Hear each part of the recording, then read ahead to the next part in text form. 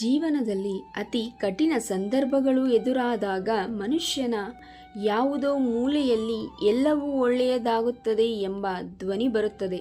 ಆ ಧ್ವನಿಯ ಮೂಲ ಸ್ವಯಂ ಭಗವಂತನದ್ದೇ ಆಗಿರುತ್ತೆ. ಅಡೆತಡೆ ಇಲ್ಲದ ಕೊನೆಯೇ ಸಿಗದ ಕಾಡ್ಗಿಚ್ಚು ಇಡೀ ಕಾಡನ್ನೇ ಸುಡುವಂತೆ, ತೃಪ್ತಿ ಸಿಗದ ಸುಖದ ಬಯಕೆಯ ಕಿಚ್ಚು ಮಾನಸಿಕವಾಗಿ ಇಡೀ ಮನಃಶಾಂತಿಯನ್ನೇ ಸುಟ್ಟು ಬೂದಿ ಮಾಡುತ್ತೆ. ಕೆಲವು ಸಂಬಂಧಗಳನ್ನು ಆ ದೇವರು ಹಾಳು ಮಾಡುತ್ತಿದ್ದಾನೆ, ಏಕೆಂದರೆ ನಮ್ಮ ಜೀವನ ಹಾಳಾಗಬಾರದು ಅಂತ. ಯಾರ ಸಂಬಂಧವನ್ನು ಕಡಿಮೆ ಇಟ್ಟು ಅಹಂಕಾರವನ್ನು ಜಾಸ್ತಿ ಮಾಡಿಕೊಂಡಿರುತ್ತಾರೋ ಅಂಥವರಿಗೆ ಆದಷ್ಟು ದೂರವಿರಿ.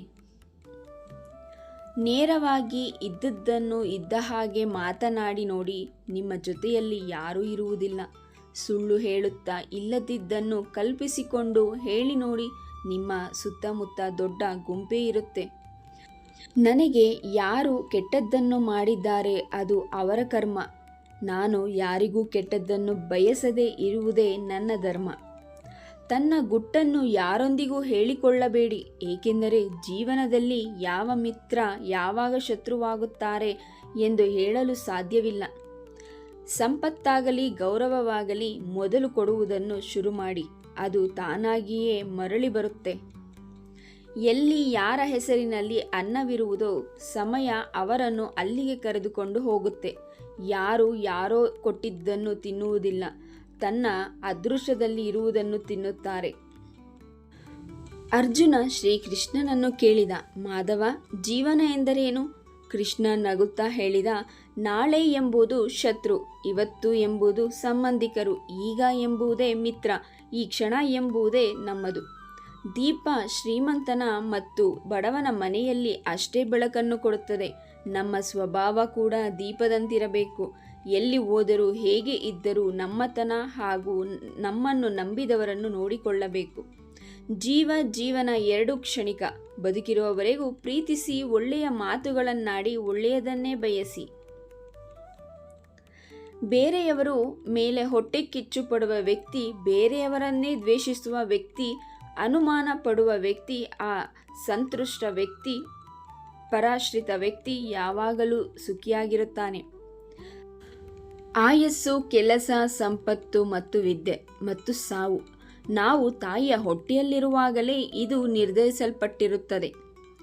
ಸಾಧನೆಗಳು, ಗೆಲ್ಲುವ ಆಲೋಚನೆಗಳು ಇರುವ ಗೆಳೆಯರೊಂದಿಗೆ ಹೆಚ್ಚು ಕಾಲ ಕಳೆಯಿರಿ, ಮತ್ತೊಬ್ಬರ ಬಗ್ಗೆ ಕೊಂಕು ಮಾತನಾಡುವವರೊಂದಿಗಲ್ಲ. ಒಳ್ಳೆತನಕ್ಕೆ ಬೆಲೆ ಇಲ್ಲ ಅನ್ನೋದು ಎಷ್ಟು ಸತ್ಯವೋ, ಒಳ್ಳೆತನ ನಮ್ಮ ಕೈ ಬಿಡಲ್ಲ ಅನ್ನೋದು ಅಷ್ಟೇ ಸತ್ಯ. ಬಣ್ಣದ ಮಾತುಗಳು ಮುತ್ತುಗಳಾಗುತ್ತದೆ, ಸತ್ಯದ ಮಾತುಗಳು ಮೀನುಗಳಾಗುತ್ತವೆ. ಇದೇ ಈಗಿನ ಜನರ ಮನಸ್ಸಿನ ನಿಜವಾದ ವಾಸ್ತವ. ಎಲ್ಲರಿಗೂ ಅವರ ಸ್ವಾರ್ಥ ಮಾತ್ರ ಬೇಕು, ಬೇರೆಯವರ ಇಷ್ಟ ಕಷ್ಟಗಳು ಯಾರಿಗೂ ಬೇಕಾಗಿಲ್ಲ. ಸುವಿಚಾರ ಶ್ರೇಷ್ಠ ಸಂಸ್ಕಾರಕ್ಕೆ ಕಾರಣವಾಗುತ್ತದೆ, ದುರ್ವಿಚಾರ ದುರ್ಗುಣಗಳಿಗೆ ಕಾರಣವಾಗುತ್ತದೆ. ದಾನವನ್ನು ಕರ್ತವ್ಯವೆಂದು ತಿಳಿದು ಯಾವುದೇ ಸಂಕೋಚವಿಲ್ಲದೆ ಅವಶ್ಯಕತೆ ಇರುವವರಿಗೆ ನೀಡಿದರೆ ಅದನ್ನು ಸಾತ್ವಿಕ ಎಂದು ಪರಿಗಣಿಸಲಾಗುತ್ತದೆ. ಚೆನ್ನಾಗಿ ಮಾತು ಬಲ್ಲವನು ಜ್ಞಾನಿಯಲ್ಲ, ಎಲ್ಲಿ ಮಾತನಾಡಬೇಕು ಅಲ್ಲಿ ಮೌನವಾಗಿರಬೇಕು ಎಂದು ತಿಳಿದುಕೊಂಡವನೇ ನಿಜವಾದ ಜ್ಞಾನಿ. ಉಪದೇಶವನ್ನು ಎಲ್ಲರೂ ಕೊಡಬಲ್ಲರು, ಆದರೆ ಕಾರ್ಯದಲ್ಲಿ ತರಬೇಕಲ್ಲವೇ? ಮನಗಟ್ಟಲೆ ಉಪದೇಶಕ್ಕಿಂತ 1 ನಿಮಿಷ ಸಹಾಯವೇ ಮುಖ್ಯ.